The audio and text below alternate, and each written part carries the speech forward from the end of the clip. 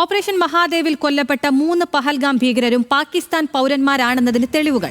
ഭീകര സംഘത്തിൽ കശ്മീർ സ്വദേശികളില്ലെന്ന് കേന്ദ്ര ആഭ്യന്തര മന്ത്രാലയത്തിന്റെ റിപ്പോർട്ട്. മൃതദേഹങ്ങളിൽ നിന്ന് പാക് വോട്ടർ ID കാർഡുകളും സ്മാർട്ട് ID ചിപ്പുകളും പാകിസ്ഥാൻ സർക്കാർ രേഖകളും കണ്ടെടുത്തു. വിവരങ്ങളുമായി ശ്രീജിത്ത് ബാലകൃഷ്ണനുണ്ട്. ശ്രീജിത്ത്, കുറച്ചുകൂടി കൂടുതൽ ആധികാരികതയുള്ള വിവരങ്ങളാണ് വരുന്നത്. എന്തൊക്കെയാണ് അതിന്റെ വിശദാംശങ്ങൾ, വിവരങ്ങൾ?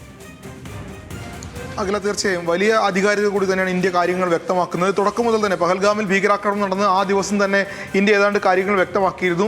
ഭീകരാക്രമണം നടത്തിയത് പാകിസ്ഥാൻ പൗരന്മാരാണ്, ലഷ്കർ ഇ തോയ്ബയുടെ ഭീകരരാണ് എന്ന കാര്യം ഇന്ത്യ അസന്നിഗ്ധമായി അന്ന് തന്നെ പറഞ്ഞിരുന്ന കാര്യമാണ്.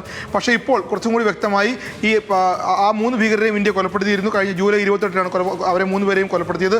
ആ കൊലപ്പെടുത്തിയ സ്ഥലത്ത്, അതായത് ഓപ്പറേഷൻ മഹാദേവ് നടത്തിയ സ്ഥലത്ത് നിന്നും കിട്ടിയ വിവരങ്ങളുടെയും കിട്ടിയ തെളിവുകളുടെയും അടിസ്ഥാനത്തിലാണ് ഇന്ത്യ കുറച്ചും കൂടി കൂടുതൽ കാര്യങ്ങൾ ആധികാരികമായി വ്യക്തമാക്കുന്നത്. ഇവർ പാകിസ്ഥാൻ പൗരന്മാർ തന്നെയാണ്. ഇവരിൽ നിന്ന് ലഭിച്ച വിവരങ്ങൾ ഇതൊക്കെ തന്നെ ഇങ്ങനെയുള്ള കാര്യങ്ങളാണ്.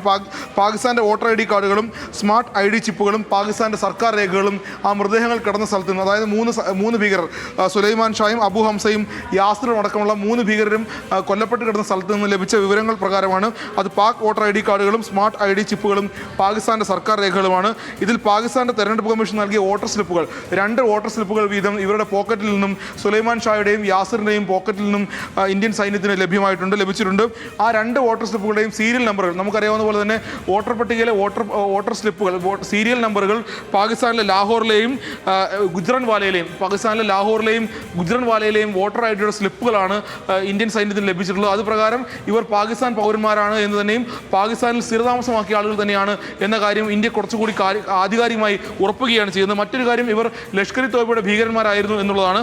അതിലേറ്റവും പ്രധാനം, ലഷ്കർ ഇ തോയ്ബയുടെ A++ കമാൻഡർ ആയിരുന്നു ഈ സുലൈമാൻ ഷാ എന്ന് പറയുന്നത്. അതായത് A++ എന്ന് പറയുന്നത് ലഷ്കർ ഇ തോയ്ബയുമായി ബന്ധപ്പെട്ട ഏറ്റവും പ്രധാനപ്പെട്ട കമാൻഡിംഗ് പോസ്റ്റാണ്.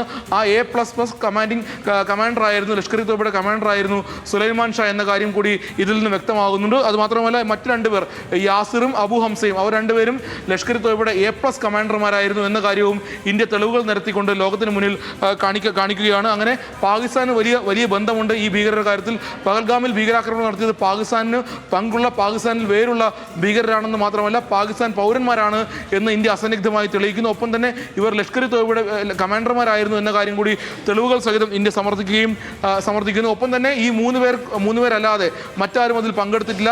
അതിൽ കശ്മീർ സ്വദേശികൾ ആരും നേരിട്ട് പഹൽഗാം ഭീകരാക്രമണത്തിൽ പങ്കെടുത്തിട്ടില്ല. അങ്ങനെ ഒരു ആരോപണം മുൻപുണ്ടായിരുന്നു.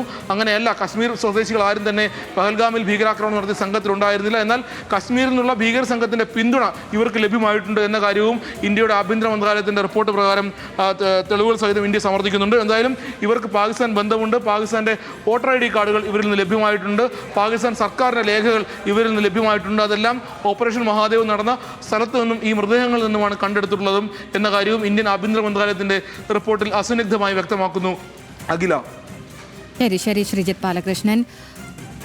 ഓപ്പറേഷൻ മഹാദേവിൽ കൊല്ലപ്പെട്ട ഭീകരർ പാക് പൗരന്മാരാണെന്ന സ്ഥിരീകരണത്തിലേക്ക്, ഔദ്യോഗികമായ പ്രഖ്യാപനത്തിലേക്കൊക്കെ വരികയാണ്. ശ്രീജിത്ത് ബാലകൃഷ്ണനാണ് വിവരങ്ങൾ നൽകിയത്.